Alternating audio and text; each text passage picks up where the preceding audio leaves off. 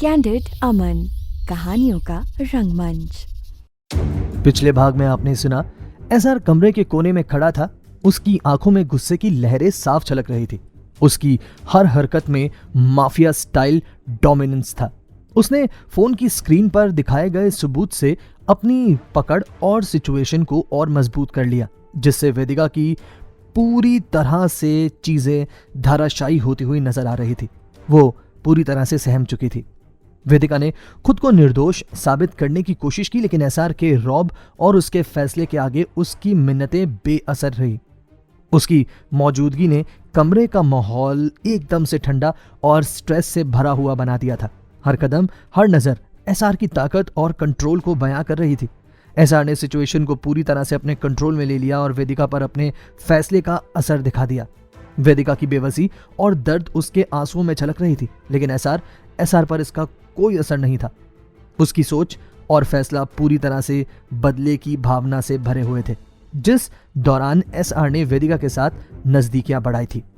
अब आगे, लेकिन उससे पहले कहानियों का स्मगलर जो हमारा नया चैनल है मेरे दोस्तों, अगर आपने अभी तक उसे सब्सक्राइब नहीं किया है तो प्लीज जल्दी से जाओ और उसे सब्सक्राइब कर दो। एंड कैंडिड अमन की फैमिली जैसे आपने इतनी बड़ी बना दी है, प्लीज कहानियों के स्मगलर को भी उसी तरह से आपको सपोर्ट करना है, ठीक है। आगे भी कहानियों के स्मगलर पर ढेर सारी कहानियां हम लेकर आने वाले हैं। और कैंडिड अमन को अगर आपने अभी तक सब्सक्राइब नहीं किया है बट आप कहानियां सुनने के लिए आ जाते हैं तो ये तो गलत बात है यार। प्लीज अभी के अभी कैंडिड अमन को भी सब्सक्राइब कर लो, क्योंकि आपको पता है आपका एक बार हमें सब्सक्राइब करना हमारे लिए कितनी बड़ी मोटिवेशन हो जाती है ना। आप जानते हो ना, अब आप मोटिवेट करोगे तो ही हम आपके लिए अच्छी अच्छी कहानियां लेकर आएंगे, आपको एंटरटेन करेंगे। तो उसके लिए हमें आपका प्यार, यानी कि आपका एक सब्सक्राइब करना, मतलब आपका एक सब्सक्रिप्शन हमारे लिए बहुत ज़रूरी है। तो प्लीज़ जल्दी से जाइए और सब्सक्राइब कर लीजिए। चलिए कहानी में आगे बढ़ते हैं। एसआर ने वेदिका के चेहरे पर अपनी हथेली से हल्के से सहलाया, जैसे वो किसी पराई चीज़ को छू रहा हो। उसकी आंखों में गुस्से के साथ साथ एक अजीब सी जमा देने वाली ठंडक भी थी, जो सीधे वेदिका की रूह तक पहुंच रही थी। वो शांत से लेकिन सख्त लहजे में बोला, अब तुम मुझे बताओगी कि तुमने अभिमान से कांटेक्ट कैसे किया। एसआर की आवाज में ऐसा दबाव था कि वेदिका का दिल उसकी हर एक बात से डर कर बैठ जा रहा था। वेदिका के चेहरे पर पसीने की बूंदें चमक रही थी। वो भीतर ही भीतर घबराई हुई थी। उसे समझ में नहीं आ रहा था कि एसआर को वो क्या बताए और क्या ना बताए। वो ये भी जानती है कि अगर उसने सब कुछ सच बोल दिया तो उसके डैड और भाई से उसका कांटेक्ट करने का इकलौता रास्ता खत्म हो जाएगा। वहीं अगर वो सच नहीं बोली तो एसआर का गुस्सा और बढ़ सकता है, जो वो सहन नहीं कर सकती। एसआर ने गुस्से में आकर वेदिका की चिन को कस कर पकड़ लिया। उसकी उंगलियों से वेदिका को ऐसा महसूस हुआ जैसे उसका सिर किसी बड़ी सी चट्टान के नीचे दबने वाला हो। मैंने तुमसे पूछा है कुछ वेदिका, तुमने अभिमान से कांटेक्ट कैसे किया? अब तुम मुझसे झूठ नहीं बोल सकते, मुझे सच बताओ और ये सब खत्म करो। वेदिका की आंखों में डर और भ्रम था।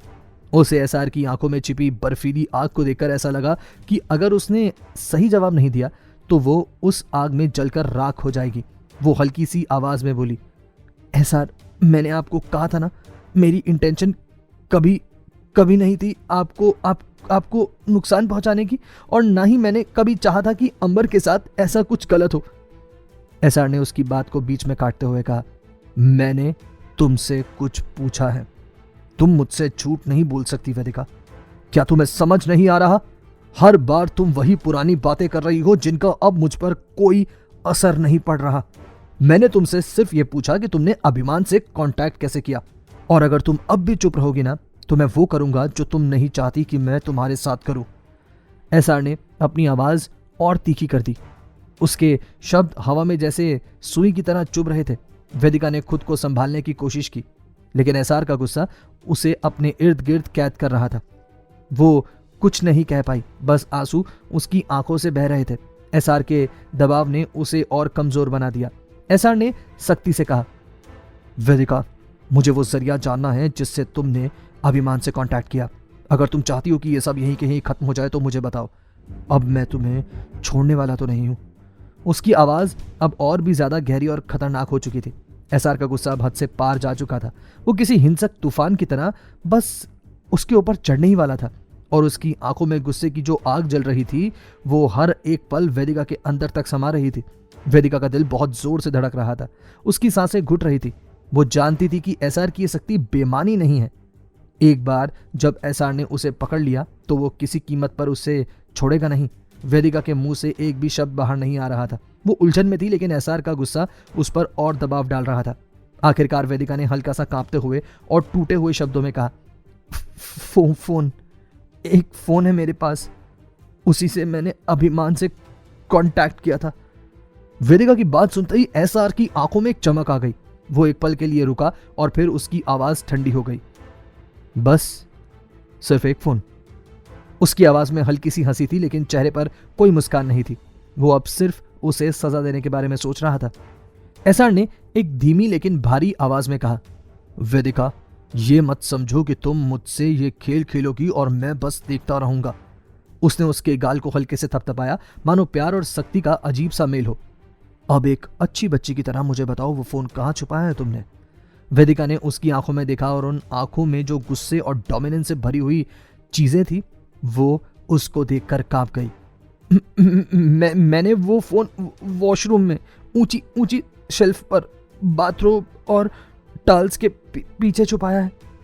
एसआर के चेहरे पर तंज भरी मुस्कान आ गई। उसने मजाकिया लेकिन तेज लहजे में कहा, वेरी क्लेवर वेदिका, मुझे यकीन नहीं हो रहा कि मेरी मासूम सी वेदिका अब इतनी स्मार्ट हो गई है।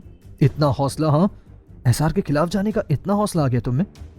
वेदिका ने झुकी हुई नजरों से उसकी ओर देखा और तुरंत उससे मिन्नत करने लगी। एसआर, मैं हाथ जोड़ती हूँ, प्लीज मुझे जो भी सजा देनी है आप दे दीजिए, लेकिन मेरे भाई और मेरे डैड को बख्श दीजिए। उनका इस सब से कोई लेना देना नहीं है। मैं आपसे पहले भी कह चुकी हूँ, उन्हें प्लीज बर्बाद मत कीजिए। एसआर का चेहरा गंभीर हो गया। उसने एक झटके में वेदिका को अपनी ओर खींच लिया। उसकी मजबूत पकड़ ने वेदिका को हिला कर रख दिया था। एसआर ने अपनी तीखी आवाज में कहा, तुम मुझे सिखाओगी कि मुझे क्या करना है या क्या नहीं? एसआर के लिए कोई रास्ता सही या गलत नहीं होता वेदिका। मेरे लिए सिर्फ मेरा गोल मायने रखता है और मेरा गोल है अंबर को वापस लाना और तुम्हें और तुम्हारे उस अभिमान को अंजाम तक पहुंचाना। वेदिका ने रुआसी होकर कहा, प्लीज एसआर, मेरा नाम अभिमान के साथ मत जोड़िए। मैं एसआर ने उसकी बात को काटते हुए कहा, जिसके लिए तुमने मुझे धोखा दिया, अब उसके नाम के साथ तुम्हारा जुड़ना, what's so wrong in that? जब मेरे नाम के साथ नताशा का नाम जुड़ा था तब तुमने और तुम्हारी फैमिली ने क्या किया था याद है? मुझसे रिश्ता तोड़ दिया था। तब तुम्हें मेरी फीलिंग्स की परवाह नहीं थी क्या? हाँ? वेदिका ने खुद को छुड़ाने की कोशिश की, लेकिन एसआर की पकड़ मजबूत थी। उसने झट से कहा, मैंने ऐसा कुछ भी नहीं किया है, ये सब। एसआर ने उसके चेहरे के करीब आते हुए उसकी आंखों में घूरा। चुप, मैं कुछ भी सुनना नहीं चाहता। जब मेरे साथ नताशा का नाम जुड़ने पर तुम्हारे परिवार ने हमारी एंगेजमेंट तोड़ दी थी, तो अब मुझे क्या करना चाहिए वेदिका? तुम तो मेरी बीवी हो। वेदिका ने अपने दोनों कानों पर कसकर हाथ रख लिया। नहीं, प्लीज, मैं ये सब नहीं सुन सकती। आप मुझे जो भी कहें, पर अभिमान का नाम मेरे साथ मत जोड़िए। एसआर हंसा, लेकिन उसकी हंसी में दर्द और गुस्से का मेल था। तुम नहीं सुन सकती, हाँ, लेकिन मेरे दर्द का क्या? जब नताशा का नाम मेरे साथ जोड़ा गया था तब तुमने एक पल भी नहीं सोचा। मैंने तुम्हारी हर बात मानी, हर बार तुम्हें नादान समझकर हर बात को नजरअंदाज करता रहा, और तुमने मेरे खिलाफ साजिश रची। अब मैं तुम्हें कैसे छोड़ दूं? वेदिका की आंखों में आंसू थे। उसने रोते हुए कहा, मैंने ऐसा कुछ भी नहीं किया है, आप समझ क्यों नहीं रहे हैं? मैंने जो किया अपने परिवार को बचाने के लिए किया, जैसे आप भी करते। एसआर ने उसके चिन को पकड़कर उसका चेहरा ऊपर उठाया। परिवार? हाँ, तुम्हारा परिवार तुम्हें बहुत प्यार करता है ना? और मेरा क्या? तुमने मेरे साथ जो किया वो सही था। अब अगर मेरी मंजिल के बीच तुम या तुम्हारा परिवार आ रहा है तो उसे हटाना तो पड़ेगा ना। तुमने ये जंग शुरू की थी वेदिका, अब इसे मैं खत्म करूंगा। उसकी आवाज में एक चुनौती थी जिसने वेदिका को और भी सहमा दिया। उसने लगभग फुसफुसाते हुए कहा, प्लीज एसआर, उन्हें छोड़ दीजिए। आप चाहे जो कर ले, मैं आपकी हर बात मानूंगी, बस उन्हें कुछ मत कीजिए। एसआर ने गहरी सांस ली और ठंडी आवाज में कहा, अब तुम मानोगी, लेकिन तब नहीं मानी जब ये सब तुमने शुरू किया। तुम्हें सजा मिलेगी वेदिका, और ये सजा सिर्फ तुम्हारे लिए नहीं बल्कि तुम्हारे हर रिश्ते के लिए है जो तुम्हारे साथ जुड़ा हुआ है। देखो मेरी आंखों में, मैं भी तो सजा भुगत रहा हूं ना। वेदिका ने फिर मिन्नत की, लेकिन एसआर का चेहरा कठोर और उसकी आंखें बर्फ जैसी ठंडी थी। उसने अपनी पकड़ ढीली की, लेकिन अपने कदम वापस नहीं खींचे। तुम्हारी मिन्नतों का अब मुझ पर कोई असर नहीं होगा वेदिका। तुमने मेरे खिलाफ खड़े होने की हिम्मत की है ना, अब मुझे तुम्हें दिखाना होगा कि तुम्हें इसकी कीमत क्या चुकानी है, उसने कहा और अपने कमरे से वो बाहर निकल गया, उसकी मौजूदगी का डर और गुस्सा पीछे छोड़ते हुए। वेदिका वहीं जमीन पर टूटकर गिर पड़ी। उसकी पूरी दुनिया जैसे एक पल में खत्म हो गई थी। एसआर का बर्ताव और उसकी सख्त बातें और उसका ये रौब, सब कुछ उसके दिल पर चोट पहुंचा रहा था। कमरे की ठंडी फर्श पर बैठी वो खुद को समेटने की नाकाम कोशिश कर रही थी। आंसू उसके चेहरे पर बहते जा रहे थे, लेकिन उसके दिल का दर्द इन आंसुओं से कहीं गहरा था।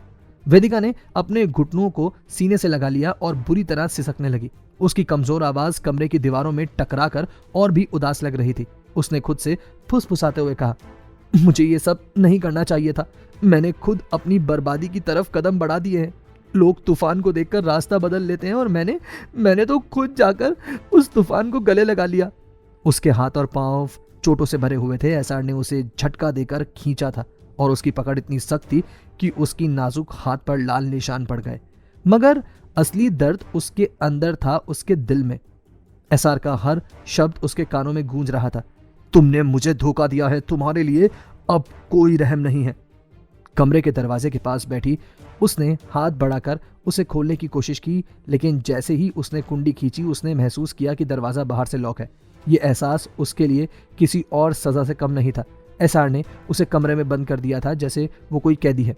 नीचे हॉल में एसआर अपने सिग्नेचर स्टाइल में चलता हुआ सर्वेंट को ऑर्डर दे रहा था।